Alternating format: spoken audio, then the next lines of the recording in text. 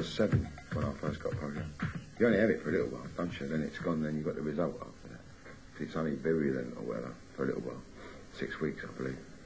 I was staying at my granny's house in Cornwall, and I've been out swimming. There was like a little bay called something or other Cove, and I've been in there.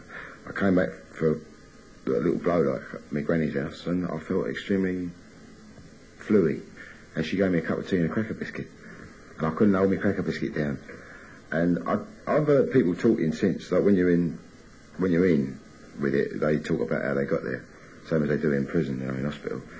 And various people say, oh yeah, I put my arm down, I couldn't get it back up again, things like that. But I just remember feeling flu, and I think my granny must have tweaked it, because I think it was a bit of a scare on. And I sat on the sofa. I think she probably put a tartan travelling mug over my legs as well. And sensibly, I suppose, she phoned the doctor. And the next thing I can remember was being in an ambulance going to somewhere like, I think it was Truro Isolation Hospital. And people talking about a thing called a lumbar puncture. I was completely encased in plaster, both arms and both legs. I think I stayed in there for quite a while, 6 weeks. That happened in 1949 in the summer, I think July or August 49. About 2 years after they invented their vaccine in America, but I don't think it had come over here yet, or it might have been over here in places like Cheltenham, probably got it, but up next to it hadn't arrived. My mum wasn't down with me granny. She was staying in Upminster because she was working. I mean, she told me the story afterwards that they'd phoned her up late one evening when they knew that I'd got polio, and they didn't think I was going to get through the night. And so she got the midnight train, Cornish Riviera milk train or whatever, and she got out at St Austell and got a taxi at Truro, and they wouldn't let her in the ward because it was infectious in there, but it was only a one-storey, like a Nissen hut ward, so they let her go around the outside of the ward and look in through the window. They turned the light on by the little chap's bed so she could have a last look. Oh dear, it always brings a tear to my eye when Mater tells me that tale.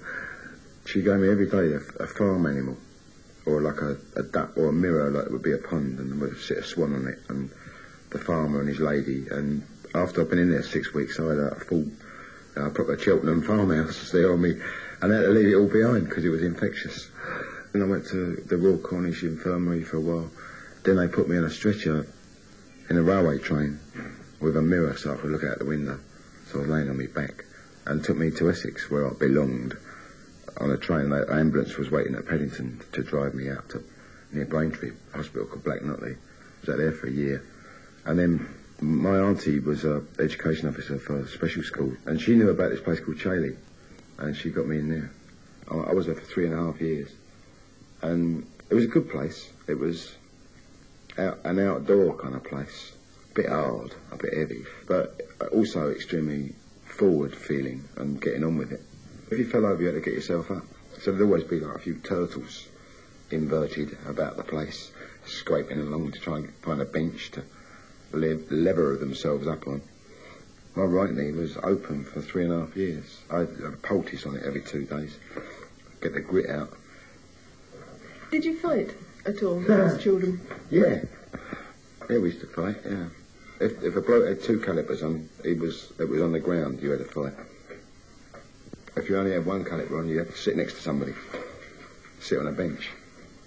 And I suppose that ordinary people used to stand up. I don't remember ever fighting with an ordinary, like by ordinary meaning having 2 arms, and there weren't many of those there. So I would end up on the floor usually, or start a fight sitting next to somebody. I'd have to sit on my left-hand side because my right arm wouldn't give him no digs if he was sitting on my right-hand side. I could get near him. And we usually end up on the floor. I'd use my right leg as well, do a bit of kicking. Energy was not a thing that's disassociated by having polio. It's what you can do with your energy that would be restricted. But school was a very outdoor kind of place, and we spent every night out in the open if it wasn't raining.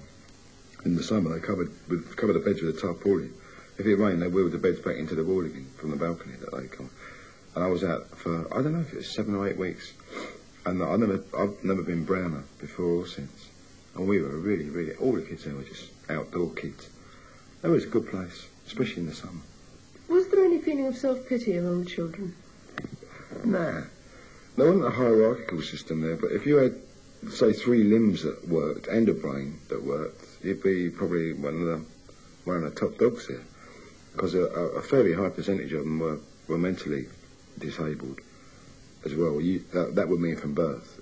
Nobody had nicknames like Jubbly for them or anything like that. It was just, they were other people who were there. And friendships didn't find themselves being restricted by somebody's capabilities mentally or physically.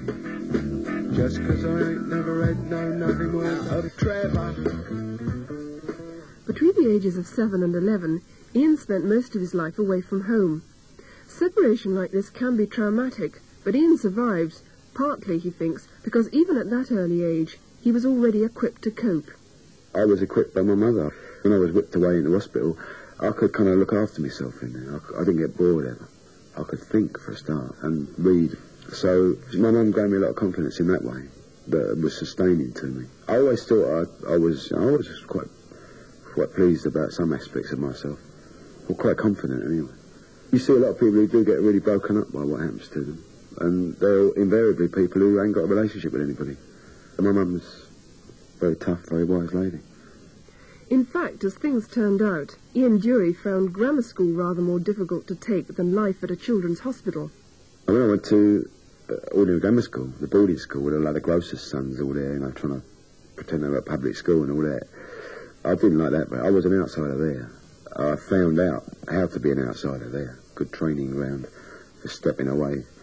I hated it, I hated school, I hated learning things I didn't want to learn, I wanted to learn other things, I thought all the teachers at my school were maladjusted wrecks anyway, and I had no respect for them at all, none whatsoever. Some, 3 or 4 of them, but most of them were jubblies. And I had some mates there.